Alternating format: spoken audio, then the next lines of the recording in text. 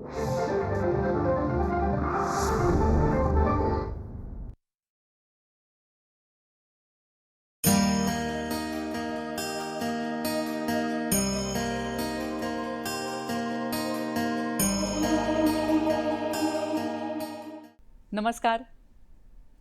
मनमोकळे शब्दयात्री या कार्यक्रमामध्ये मी डॉक्टर मृण्मयी भजक आपणा सगळ्यांचं अगदी मनापासून स्वागत करते. आम्हा घरी धन शब्दांचीच रत्ने, शब्दांचीच शस्त्रे यत्न करू, शब्दची आमुच्या जीवाचे जीवन, शब्दे वाटू धन जन लोका, असं संत तुकारामांनी म्हटलेलं आहे. आणि शब्दांचं हे धन महाराष्ट्रात अनेक साहित्यिकांनी समाजाला दिलेलं आहे. आणि वाचनातून, शब्दांमधून, साहित्यातून एक समाज, एक विचार घडत असतो. असेच एक ख्यातनाम साहित्यिक म्हणजे डॉक्टर विद्याधर पुंडलिक. कथाकार, नाटककार, आस्वादक आणि समीक्षक म्हणून आपण त्यांना ओळखतो. त्यांच्या जन्मशताब्दी वर्षानिमित्त आज आपण खास कार्यक्रम आयोजित केला आहे. आणि त्यानिमित्त आपण गप्पा मारणार आहोत ख्यातनाम लेखिका, संपादिका मोनिका गजेंद्र गडकर यांच्याशी. नमस्कार मोनिकाताई, कार्यक्रमात आपलं स्वागत करते. आणि सांगायला खूप आनंद होतो की मोनिकाताई म्हणजे डॉक्टर विद्याधर पुंडलिक यांची कन्या. त्या स्वतः आज एक सिद्धहस्त लेखिका आहेत, संपादिका आहेत. अनेक पुरस्कारांनी त्यांना सन्मानित करण्यात आलेलं आहे. आणि आज त्या आपल्याशी गप्पा मारणार आहेत विद्याधर पुंडलिक यांच्या साहित्याविषयी देखील आणि त्यांचं व्यक्तिमत्व कसं होतं, एक वडील म्हणून ते कसे होते याविषयी देखील त्या आपल्याशी गप्पा मारणार आहेत. हे सगळं आज आपण छान गप्पांच्या स्वरूपात इथे मांडणार आहोतच, पण तत्पूर्वी आपण पाहणार आहोत डॉक्टर विद्याधर पुंडलिक यांच्याविषयीची एक ध्वनिचित्रफीत.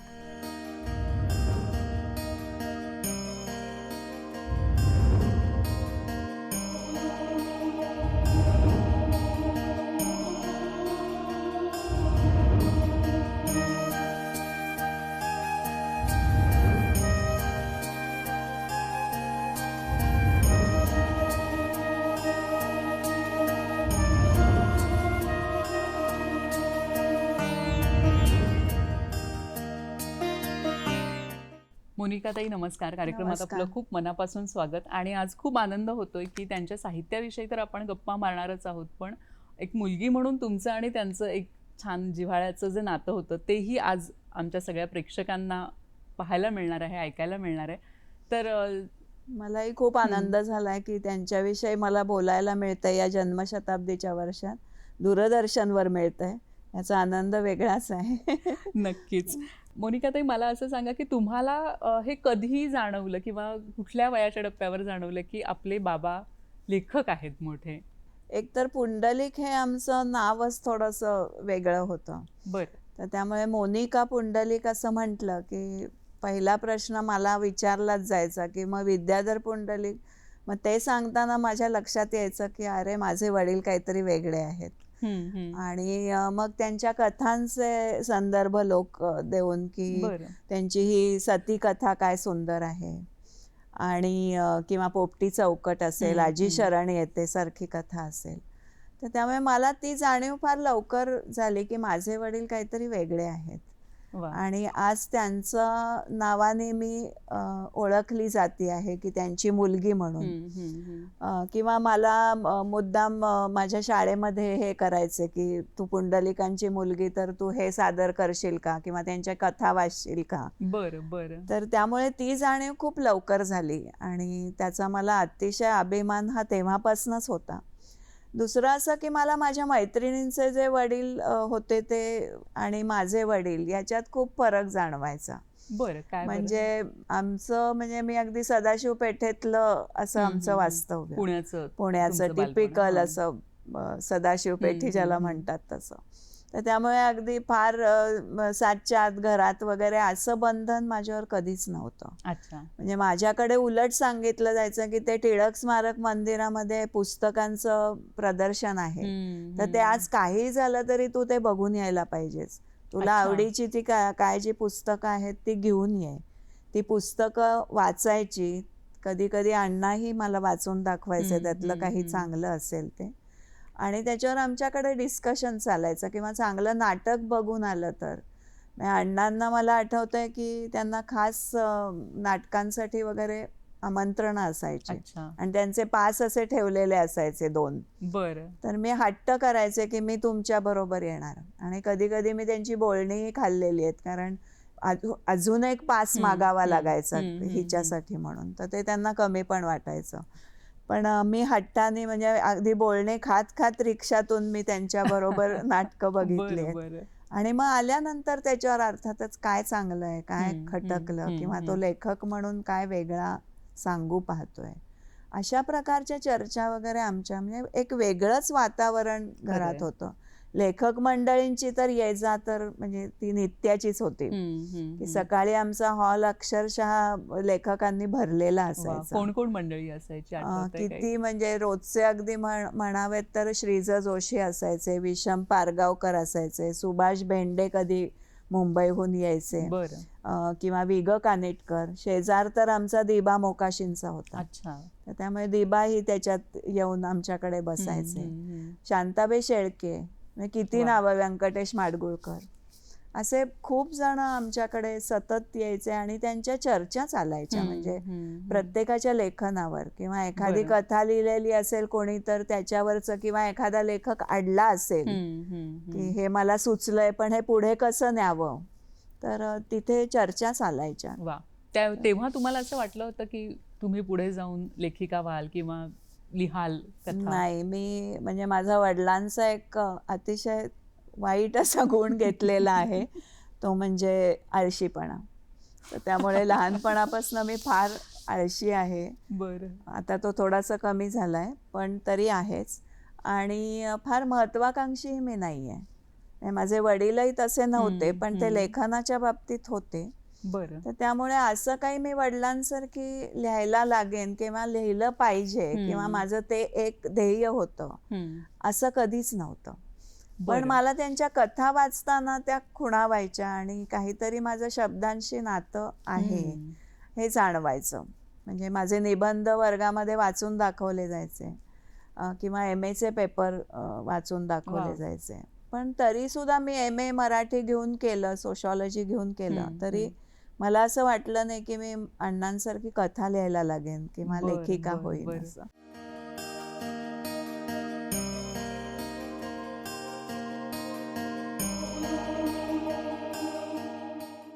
सगळ्यात स्वस्त असलेलं आणलंय बघ.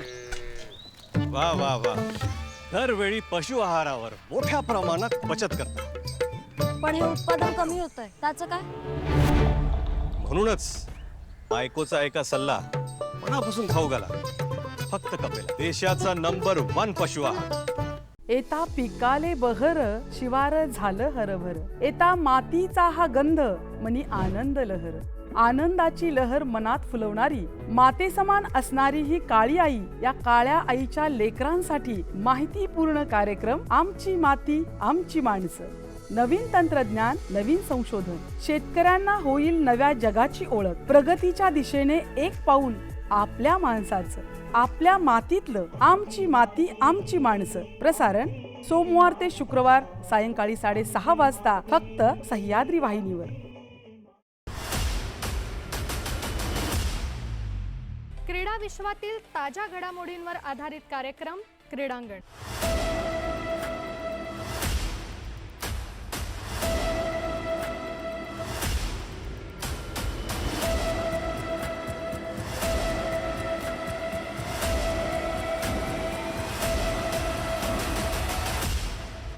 क्रीडांगण प्रसारण दर मंगळवारी सायंकाळी 6 वाजता, फक्त सह्याद्री वाहिनीवर. जुने हिट नवे फिट, हिंदी गाण्यांचा संगीतमय धमाका, तराने पुराने.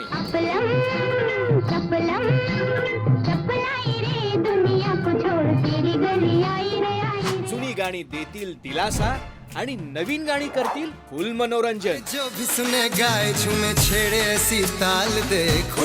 जिथे हृदयांच्या दारांनी सुरांची जादू, तिथे मनाला सुखावणारी सुरेल गाणी.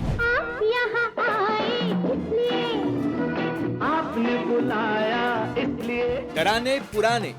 प्रसारण सोमवार ते शुक्रवार सकाळी 8 वाजता, संध्याकाळी 5 वाजता आणि रात्र 10:30 वाजता, फक्त आपल्या सह्याद्री वाहिनीवर.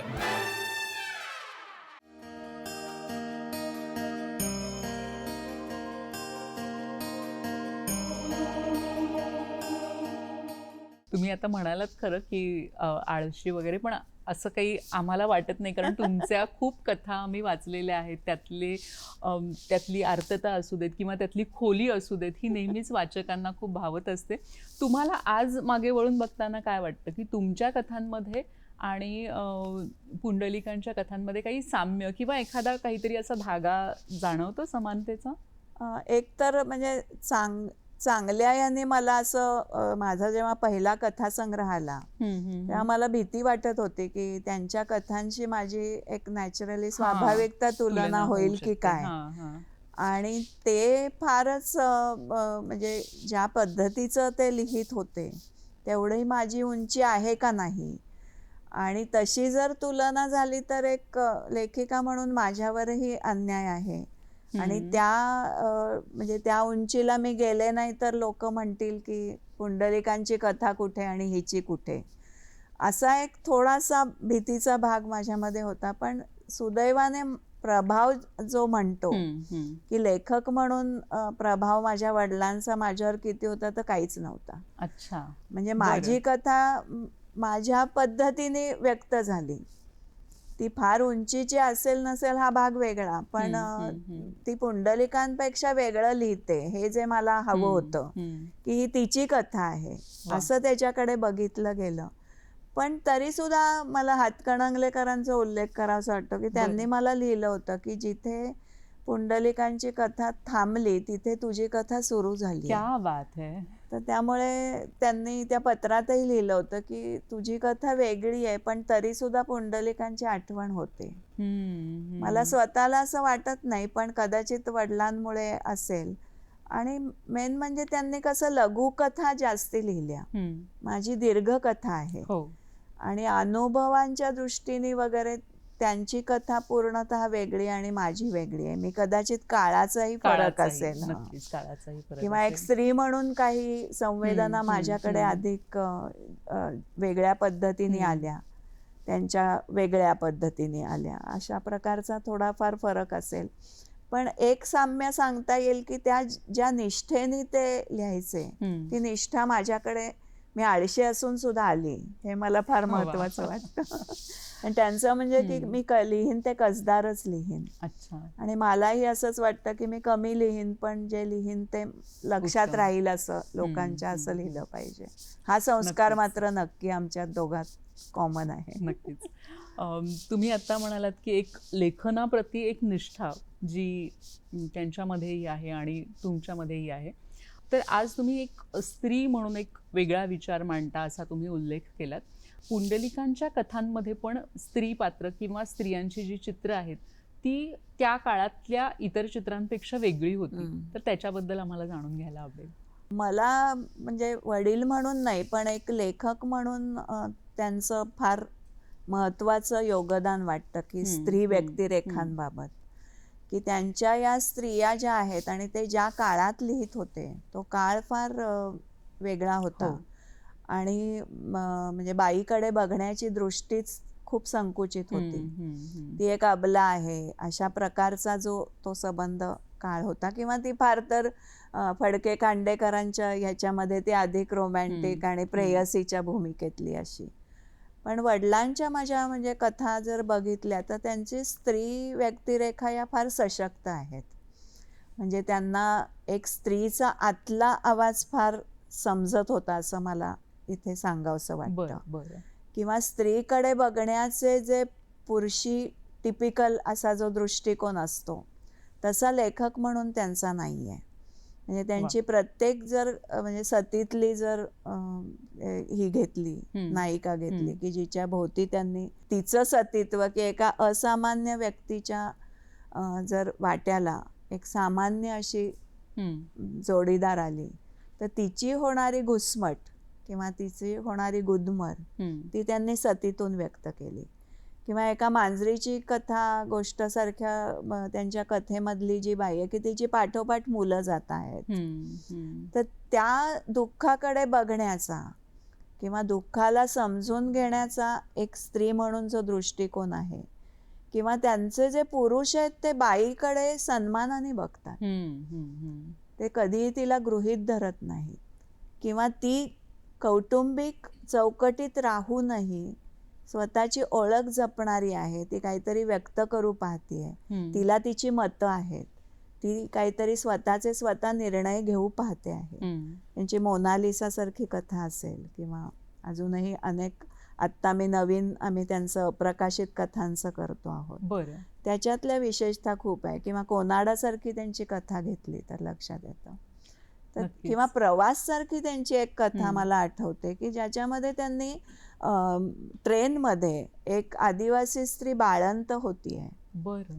आणि ते संबंध बाळंतपण चित्रित केलेलं आहे. वा. एका पुरुषाने ज्या तऱ्हेने या बाईच्या कळा वेदना बघाव्यात आणि ते संबंध वर्णन वाचलं तर अंगावर काटा येतो. म्हणजे नक्कीच एका मला वाटतं जन्माचं की वर्णन एका हो, एका लेखकाने जन्माचं. करावं. आणि तुम्ही आता सांगितलं की त्यांच्या साहित्यातल्या स्त्रिया ह्या वेगळ्या होत्या, सक्षम होत्या. तसंच त्यांच्या घरातल्या 2 स्त्रिया म्हणजे तुम्ही आणि तुमच्या आई रागिणी पुंडलिक, तर ह्याही लिहिणाऱ्या आहेत. त्याविषयी देखील जाणून घ्यायला म्हणजे आवडेल की माझ्या तुम्ही कधी आई- लिहायला लागलात, म्हणजे तुम्ही दोघीही. माझ्या आईचं तर म्हणजे ती त्यांची लेखनिकच होती हां. आणि त्यांनी तिच्यावर स्वतःला अक्षरशः सोपवून दिलं होतं. बरं. म्हणजे ती नसती तर त्यांनी कसं केलं असतं, मला खरंच हे वाटतं, आश्चर्य वाटतं की खरंच ती नसती तर ते आज इथपर्यंत गेले. कारण ती जास्ती महत्वाकांक्षी होती. अच्छा. म्हणजे ती त्यांच्या हातात अक्षरशः पेन देऊन तुम्ही लिहिलं पाहिजे, तुम्ही मला बाकी भेटवस्तू देऊ नका पण मला ही ओवाळणी द्या, अशा प्रकारचं तिने खूप मोठी त्यांना क्या बात साथसंगत आहे. केलेली आहे. पण ते करता करता तिने स्वतःला खूप घडवलं. म्हणजे जसं त्यांनी तिला शब्द दिले लिहिता लिहिता, तसं त्यांनी तिला गृहीत कधी धरलं नाही. तिचाही सन्मान राखला, तिलाही तिची काहीतरी आयडेंटिटी आहे, ओळख आहे, हे सतत जपलं. त्यामुळे त्यांना ती लागायचीच आणि त्यांची जी दोघांचं सहजीवन होतं त्या सहजीवनामध्ये ते दोघंही एकमेकांना घडवत गेले. क्या बात. तसं तिचं लेखिका पण हे त्यांच्या नंतर उदयाला आलं. बरं. म्हणजे ते गेल्यानंतर तिने जे आत्मकथन लिहिलं ते अतिशय साधं आणि संवादी असं होतं. जे ती जगली ते त्याचं प्रतिबिंब तिच्या ह्याच्यात होतं आणि ती जशी बोलायची तसं तिने लिहिलं. पण ते इतकं भिडलं आणि त्यात तिची जशी त्यांना सोबत व्यक्त झाली तशी त्यांची सोबतही तिला त्याच्यातनं फार म्हणजे चांगली, खऱ्या अर्थाने आपण खऱ्या ज्याला अर्थाने सहजीवन जीवन म्हणतो. म्हणतात तसं. तुम्ही देखील लेखनिक म्हणून काम केलेलं आहे. हो, पुंडलिक मलाही यांच्याकडे. ते बसवायचे लिहायला त्यांची कथा. बरं. पण तो मग? त्यांचा प्रवास जो कथेचा निर्मितीचा तो अतिशय त्यांना थकवणारा होताच, कारण आज मी लेखिका आहे तर हो. तो असतोच. पण ते दुसऱ्यालाही थकवायचे. अच्छा, म्हणजे काय? कारण ते एक शब्द झाल्यानंतर खूप मोठा पॉज असायचा. मग म्हणायचे की त्या मागच्या पानावर लिहिलेल्या त्या 4 ओळी वाच परत, मग अच्छा. त्याच्यावर काट मार, मग परत नवीन त्यांना काहीतरी सुचायचं, मग परत ते म्हणायचे की नाही नाही त्या 4 ओळीतली ती ओळ घे आणि ती इथे टाक. तर बरं. हे सगळं माझं लक्ष खेळण्याकडे असायचं. माझ्या अच्छा. मैत्रिणीं वाट बघत असायच्या आणि ते मला लिहायला बसवलेलं असायचं. पण तो संबंध काळ फार, तेही मला आवडायचं त्यांचं लेखन. मला पहिल्यांदा मग कसं वाटतंय, ही कथा काय मी कशी पुढे नेणार आहे याचा काही तुला अंदाज येतोय का, अशा प्रकारचंही ते थोडंफार माझ्याशी बोलायचे. क्या बात है. आणि मी ते कंटाळून त्यांना सांगायचे. त्यावेळेला खूप कंटाळा यायचा कारण त्यांची ती प्रक्रिया मला फार आणि तुम्ही पण खूप लहान होतात, हो, म्हणजे फारच शाळकरी वय लहान असेल. होते त्यामुळे. आता तुम्ही लिहिलेल्या कथा त्यांनी वाचल्यात का? नाही. बरं. मला ती एक कायम हळहळ वाटते की निदान मी लिहिती झालीये आणि त्यांच्यासारखीच कथा लिहितीये, हे त्यांना कळायला हवं होतं. पण नाही, फक्त मला आनंद यादव शिकवायला होते. अच्छा. MA ला. बरं. आणि ते माझे गाईड होते पुणे विद्यापीठात. पुणे विद्या. तर ते एकदा माझ्या वडिलांना म्हणाले होते की पुंडलिक तुझ्यापेक्षा तुझी मुलगी चांगलं लिहिते. अच्छा. तर तेव्हा मला त्यांनी टप्पू दिला होता की काय ग एवढं मला काय मागे बिगे टाकणार आहेस की काय, म्हणजे चेष्टेने अर्थात. पण त्यांना कळलं नाही याची मला फार हळहळ वाटते. म्हणजे की नक्कीच.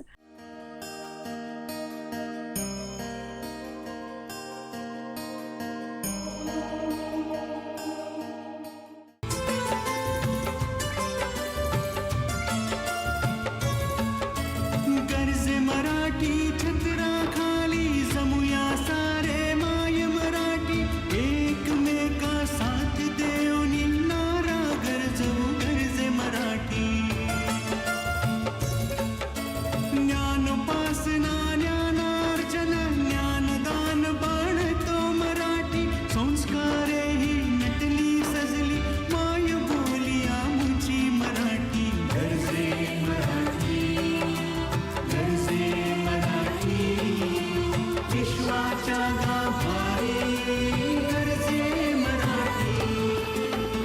गरजे मराठी प्रस्तुत विश्वाच्या गाभारी गरजे मराठी दर रविवारी संध्याकाळी 7:30 फक्त दूरदर्शनच्या सह्याद्री वाहिनीवर. जाणून घेऊया आपल्या जवळपास घडणाऱ्या घटनांचं विश्लेषण, त्यामागील असणारी वास्तविकता, तसंच विविध विषयांवरील तज्ज्ञ मंडळींची मतं फक्त आपल्या हॅलो सह्याद्री या कार्यक्रमात. प्रत्येक सोमवार आणि शुक्रवार दुपारी 12 वाजता आणि पुन्हा प्रसारण रात्री 11 वाजता फक्त आपल्या सह्याद्री वाहिनीवर. तांबड्या कुशीत पाऊस शिरावा आणि मातीतून अंकुर फुटावा. जातीवंत बियाणांची उत्पत्ती, शेतीचे नवनवीन तंत्रज्ञान, अनुभवी तज्ज्ञांद्वारे कृषी व्यवस्थापनाचे तंत्रशुद्ध मार्गदर्शन आणि तरुणाईचा शेतीकडे वाढता कल, उत्साह आणि त्यातून शेतीपूरक उद्योगाला मिळालेली चालना या संबंधीची परिपूर्ण माहिती देणारा कार्यक्रम कृषी दर्शन. प्रसारण सोमवार, बुधवार, शुक्रवार सायंकाळी 6 वाजता आणि पुन्हा प्रसारण सोमवार, मंगळवार, गुरुवार सकाळी 6 वाजता फक्त सह्याद्री वाहिनीवर. म्हणतात ना, आरोग्यम धनसंपदा, म्हणजेच आरोग्य हीच खरी संपत्ती. तेव्हा जाणून घेऊया आपल्या आरोग्याशी निगडीत समस्या आणि त्यावरील तज्ज्ञ डॉक्टरांचा सल्ला. पण कुठे? तर आपल्या आवडत्या कार्यक्रमात, ज्याचं नाव आहे आरोग्य संपदा. तर बघायला विसरू नका आरोग्य संपदा, प्रत्येक बुधवार आणि शनिवार दुपारी 12 वाजता, पुन्हा प्रसारण रात्री 11 वाजता फक्त आपल्या सह्याद्री वाहिनीवर.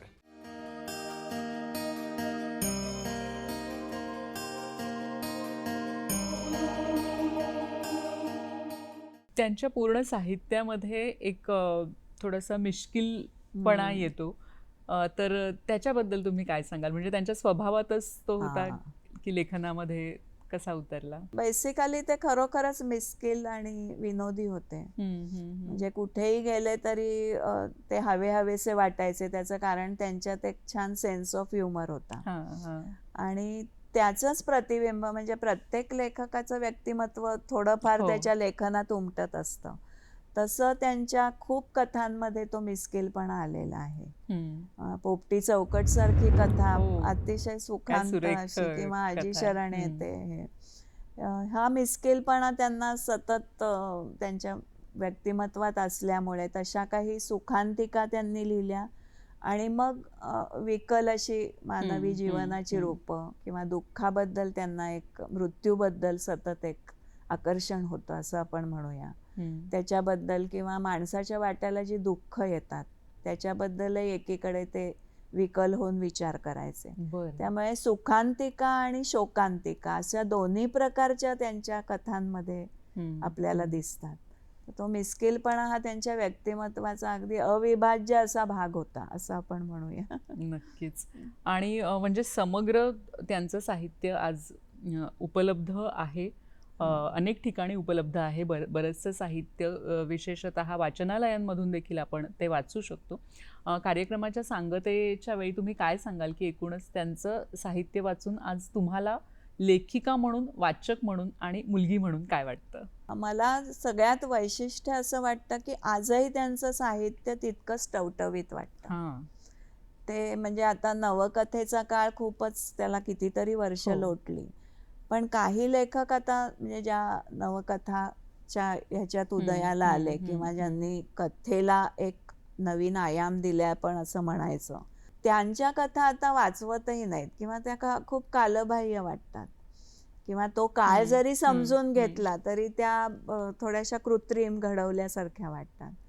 माझ्या वडिलांनी पुंडलिकांच्या कथांमध्ये कारागिरी नक्की आहे, पण ती जाणवणार नाही इतकी त्यांनी ते विषय अतिशय नजाकतीने, तरलतेनं आणि मेन म्हणजे ते सौंदर्यलक्षी फार होते. शैलीच्या बाबतीमध्ये ते अतिशय काटेकोर होते. म्हणजे कुठला शब्द वापरायचा, त्याच्यासाठी किती छटा त्या शब्दाला आहेत, त्यांना त्यातली कुठली छटा हवी आहे, त्यासाठी ते अर्जुन वाडकर जे संस्कृतचे अभ्यासक, त्यांच्याकडे जाऊन किंवा एकेका शब्दासाठी त्यांची कथा अडून असायची. ह्या बाबतीत जर आज विचार केला त्यांची कथा, तर अशी कथा आज वाचायला मिळत नाही आणि ती आजही ताजी वाटते, कालबाह्य वाटत नाही किंवा ती आपल्याशी संवाद करते, आपल्याला परत तोच आनंद देते. हे त्यांच्या कथांचं फार मोठं वैशिष्ट्य आहे असं मला नक्कीच मला वाटतं. वाटतं की हीच साहित्याची ताकद असते की कितीही वर्ष मध्ये लोटली तरीही ते तसंच ताजं टवटवीत आणि आजच्या काळाला अनुसरून असं वाटतं. समकालीन किंवा समकालीन त्यांचे वाटतं. चक्र किंवा माता द्रौपदी सारखं नाटक घेतलं तर ते समकालीन का वाटतं, कारण त्याच्यातला जो प्रश्न आहे तो आजही तसाच आहे. किंवा जी आपण म्हणतो की दुःखाची जी सनातन रूप आहेत ती त्यांनी पकडली. त्यामुळे अभिजात ज्याला म्हणतो की अभिजात कथा, तशी त्यांची ती कथा वा. आहे. नक्कीच मोनिका ताई, खूप खूप धन्यवाद तुम्ही इथे आलात. आणि खरं तर गप्पा अजून खूपच बाकी आहेत, पण तरीही आज आपण इथेच थांबतोय. तुम्ही इथे आलात, पुन्हा एकदा दूरदर्शनच्या आमच्या संपूर्ण मीही टीमतर्फे तुमची मनापासून अतिशय आभार. मनापासून आभारी आहे. थँक्यू.